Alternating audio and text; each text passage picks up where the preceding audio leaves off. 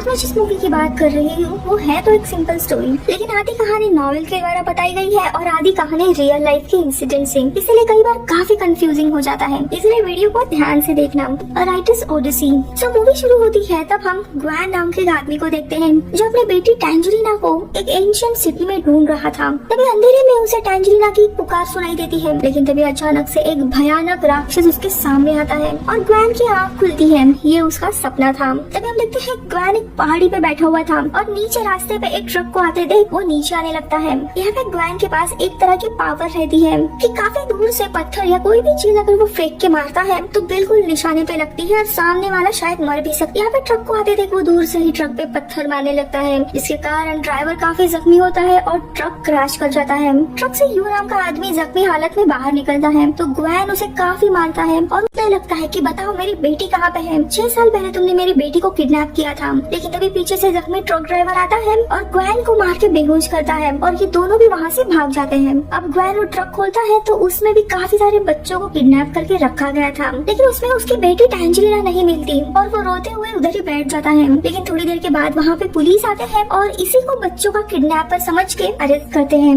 Gwen का हम अतीत देखते हैं। उसका एक खुशहाल परिवार था जिसमें उसकी पत्नी और छोटी बेटी थी, लेकिन ऑलमोस्ट 6 साल पहले एक हादसे में टैंजरीना को कोई किडनैप करता है और इसी सदमे में ग्वेन अपना घर छोड़ देता है और पत्नी को भी डिवोर्स दे देता है। पिछले 6 साल से वो अपनी बच्ची को ढूंढ रहा है और उसे हर रात एक अजीब सा सपना आता है जहाँ पे उसकी बेटी टैंजरीना किसी एंशिएंट सिटी में कैद है, जहाँ पे बहुत बड़े राक्षस ने उसे पकड़ के रखा है। जब यहाँ ग्वेन की आँख खुलती है तब वो एक पुलिस की कार में था पेट्रोल पंप पे। उसे अपने सामने ही एक ब्लैक वैन दिखाई देती है जिसमें लिंग नाम की एक लड़की थी। वो उसे इशारे में उसके कार में आने के लिए कहती है। ग्वेन पुलिस से पीछा छुड़ाते हुए उस लड़की के कार में जाकर बैठता है और वहाँ से फरार होता है। वो लड़की अपना नाम लिंग बताती है। लिंग को ग्वेन की सारी बातें बताती, यहाँ तक कि उसे हर रात एक सपना आता है एंशिएंट सिटी का जहाँ पे वो अपनी बेटी को ढूंढ रहा है। लिंग उसे बताती है कि उसकी बेटी ढूंढने में वो उसकी मदद करेगी। उसे शायद पता भी है उसकी बेटी कहाँ है, लेकिन उसके बदले में ग्वेन को उसका एक काम करना पड़ेगा और लिंग उसे अपने मेन बॉस के ऑफिस में लेके आती है। मिस्टर किम जो कि बहुत बड़े और फेमस बिजनेसमैन थे, उनका एक सेमिनार चल रहा था। यहाँ पे लिंग ग्वेन को बताती है कि तुम्हारी बेटी को तो हम ढूंढ नहीं पाए हैं, लेकिन हमने सर्च को शॉट डाउन किया है और वो 5 बच्चियों की फोटो दिखाती है और कहती है इनमें से ही तुम्हारी कोई एक बेटी है। अगर एक बार हम डीएनए रिपोर्ट निकालेंगे तो हमें पता चल जाएगा कि तुम्हारी बेटी कौन सी है और हम मुलाकात भी कराएंगे, लेकिन उसके पहले तुम्हें हमारा काम करना होगा। वो एक लड़के का वीडियो दिखाती है जिसने मास्क पहना था। ये लड़का लाइव पॉडकास्ट कर रहा था, यार एक कहानी सुना रहा था। उसने जो नॉवेल लिखा था उसका, वो नॉवेल की कहानी नरेट करने लगता है और उसी नॉवेल की कहानी के थ्रू हम नॉवेल की दुनिया में चले जाते हैं जहाँ पे हम कॉन्गवेन नाम के एक योद्धा को देखते हैं जिसके पीछे एक दूसरे राज्य के सैनिक पड़े हुए थे, उसे मारने की कोशिश कर रहे थे। कॉन्गवेन को वो लोग मारने ही वाले थे, लेकिन तभी कॉन्गवेन की बहन वहाँ पे आ जाती है और कॉन्गवेन को यहाँ से भागने के लिए कहती है और वो कॉन्गवेन को नीचे नदी में ढकेल देती है ताकि उसकी जान बचे। और यहाँ पे उसकी बहन सारे सैनिकों से लड़ने लगती है। वो उन सबको मार ही रही थी, लेकिन तभी बुजुर्ग योद्धा थे वो उस लड़की को मारने के लिए आते हैं। तो तब तक कॉन्गवेन जो रहता है वो अपनी बहन को बचाने के लिए वापस पूरा पर्वत ऊपर चढ़ के आता है और आता है तब उसकी बहन आखिरी सांसें गिन रही थी। वो उसे वापस कहती है कि तुम यहाँ से भाग जाओ, लेकिन वो आदमी उसकी बहन को मार देता है। लेकिन इस लड़ाई में उस बुजुर्ग को भी काफी लगा हुआ था। ये देख कॉन्गवेन गुस्से में उस बुजुर्ग को भी मार डालता है। ये जो सेना थी वो लॉर्ड रेडमैन नाम के एक बहुत बड़े राक्षस की सेना थी जो आसपास के राज्य के लोगों को मार रहे थे। अब कॉन्गवेन का पूरा परिवार मारा गया था इस लड़ाई में, इसीलिए वो गुस्से में लॉर्ड रेडमैन इस राक्षस को मारने का सोचता है और इस बदले की आग में वो आगे निकलता है। लेकिन अचानक से उसे एक अजीब आवाज पुकारने लगती है। वो पीछे मुड़ के देखता है तो जो वो बुजुर्ग रहता है उसके शरीर पे एक शील्ड रहता है। वो उसके शरीर से उतर जाता है और अचानक से कॉन्गवेन के शरीर में आके जुड़ जाता है। वो शील्ड जिंदा था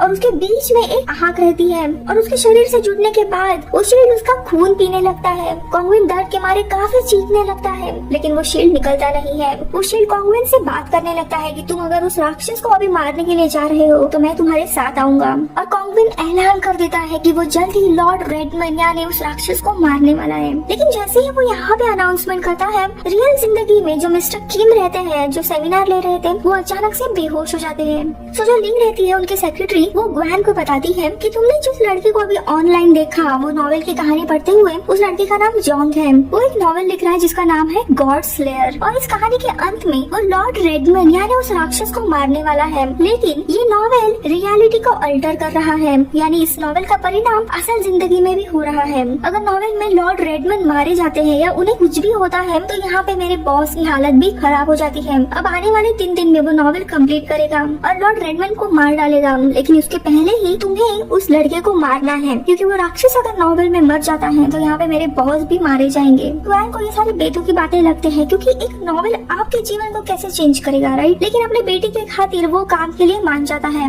वीडियो में आगे बढ़ने से पहले दोस्तों, आप हॉलीवुड एक्सप्लेन इन हिंदी यानी इस चैनल को सपोर्ट कर सकते हो मेंबरशिप ज्वाइन करके जस्ट फॉर 29 रुपीज में, या फिर वीडियो को सुपर थैंक्स भी दे सकते हो। Thank you so much. अब कहानी देखते हैं। नॉवेलिस्ट जोंग दूसरे शहर में रहता था, तो ग्वेन उस शहर में पहुंच जाता है और वो जोंग यानी उस नॉवेलिस्ट का पीछा करने लगता है। लेकिन जल्दी ही जोंग समझ जाता है और वो उसे कन्फ्रंट करता है कि तुम मेरा पीछा क्यों कर रहे हो। तो ग्वेन पहले तो कंफ्यूज होता है, कहता है कि मैं तुम्हारा फैन हूँ, इसीलिए तुमसे मिलने के लिए आया हूँ।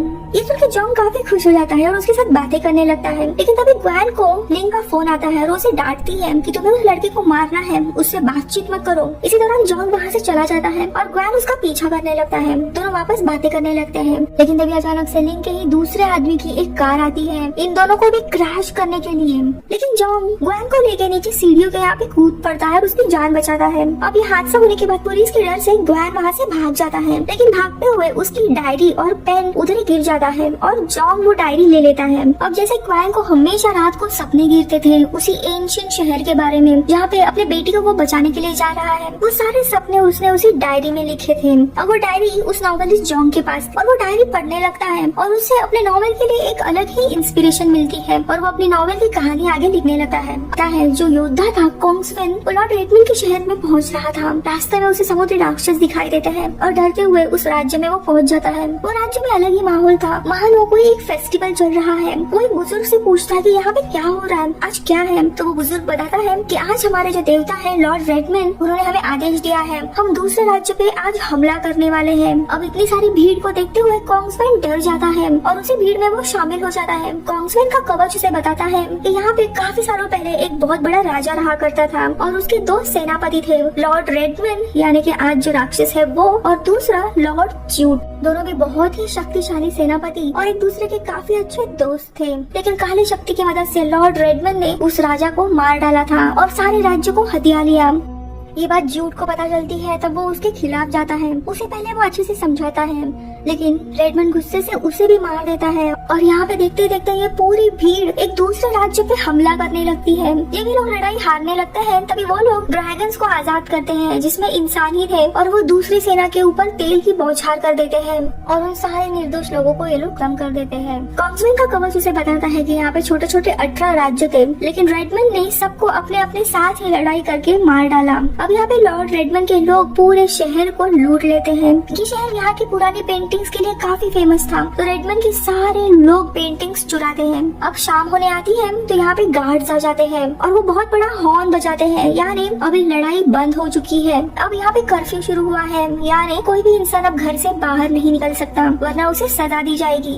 कोंग्सवेन और उसका कवच ये सब कुछ देख रहा था। अब हम आते हैं असली दुनिया में, जहाँ पे ग्वेन खुद के होटल के रूम में था, लेकिन वो लड़की लिंग वहाँ पे आती है और उसे काफी मारती है क्योंकि जोंग को मारने के बजाय वो उसके साथ दोस्ती कर रहा था। लेकिन तभी होटल में जोंग यानी वो नॉवेलिस्ट आता है और लिंग वहाँ से चली जाती है। जोंग ग्वेन को मिलता है और उसकी डायरी वापस लौटाता है और कहता है कि तुम्हारी इस डायरी के कारण मुझे काफी इंस्पिरेशन मिली थी और कल मैंने एक और पॉडकास्ट किया। अब यहाँ पे मौका देख के ग्वेन जोंग को मारने की कोशिश करता है, लेकिन उसे मार नहीं पाता। आगे जोंग उसे बताता है मैं इतनी अच्छी नॉवेल तो लिखता हूँ, लेकिन उसका कोई फायदा नहीं है, मुझे ज्यादा पैसे नहीं मिलते और इसी नॉवेल के चक्कर में मैंने अपनी माँ को खो दिया था, मेरी लाइफ में कुछ बचा ही नहीं है। तभी यहाँ पे जोंग को अचानक से कुछ आवाजें सुनाई देती है और उसे वापस एक इंस्पिरेशन मिलती है। वो जोंग की डायरी लेता है और अपने नॉवेल के आगे की कहानी लिखने लगता है और इसी तरह हम वापस नॉवेल की दुनिया में चले जाते हैं। यहाँ पे हम कोंग्सवेन को देखते हैं जो शहर की हालत देख के काफी दुखी हो रहा था। तभी उसकी नजर छोटी बच्ची पे जाती है। बच्ची को बताता है तुम्हारा भाई अब इस दुनिया में नहीं है। फिर वो बच्ची कोंग्सवेन के साथ मिलकर अपने भाई का अंतिम संस्कार करती है और अपने भाई को आखिरी गुड बाय कहने के लिए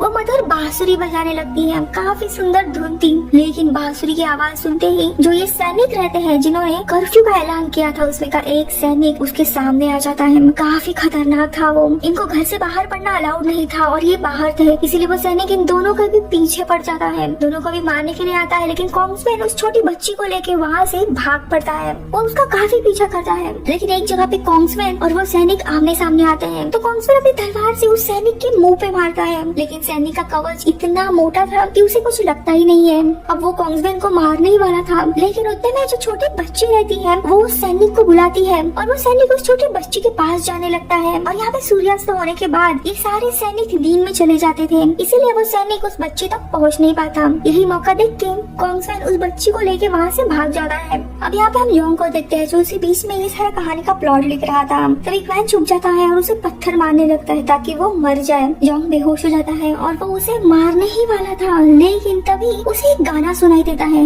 ये वो गाना था उसने अपनी बेटी के लिए बनाया था। उसे लगता है कि उसकी बेटी ही आसपास है, इसलिए वो उसे ढूंढने के लिए जाता है। लेकिन वहाँ पे उसे एक होमलेस लड़का मिलता है। वो उसे दबोच लेता है और पूछता है कि ये गाना तुमने कहाँ से सीखा, कहाँ है मेरी बेटी, बताओ। इसका ये रूप देखते ही वो लड़का वहाँ से भाग जाता है। ये उस लड़के का पीछा करने लगता है और ये एक जगह पे पहुँच जाता है और यहाँ पे उसे वही किडनैपर दिखाई देता है जैसे हमने मूवी के स्टार्टिंग में देखा था, वो ट्रक ड्राइवर। और उस किडनैपर को काफी बेरहमी से मारने लगता है कि बताओ मेरी बेटी कहाँ पे है। तो फाइनली वो किडनैपर उसे बताता है कि तुम्हारी बेटी को मैंने बेहोशी की दवा ज्यादा दे दी थी, इसीलिए वो इस दुनिया में अब नहीं है। अब ये सुनते ही वो काफी गुस्सा होने लगता है और बहुत ही बेरहमी से उसे मारने लगता है। लेकिन तभी वहाँ पे लिंग आ जाती है और ग्वेन को वहाँ से लेके जाती है। अब गुस्से में ग्वेन लिंग को कहता है कि तुमने जिस 5 लड़कियों की मुझे फोटो दिखाई थी उनमें से कोई मेरी बेटी है भी या नहीं। लेकिन लिंग शर्मिंदा होकर चुप बैठती है क्योंकि उसे खुद भी पता नहीं रहता सच क्या है। वो उसे कहती है कि देखो तुम्हारी बेटी के बारे में मुझे या मेरे बॉस को पता नहीं है, तुम अगर जाना चाहते हो तो यहाँ से चले जाओ, मुझे माफ करना इन सब चीजों में तुम्हें फंसाया। लेकिन ग्वेन के ऊपर अभी बदले का भूत सवार था, इसीलिए वो कहता है मैं तुम्हारा काम करूंगा, लेकिन इसके बदले में मुझे वो किडनैपर चाहिए, मैं उसे मार डालूंगा। और वो वहाँ से चला जाता है।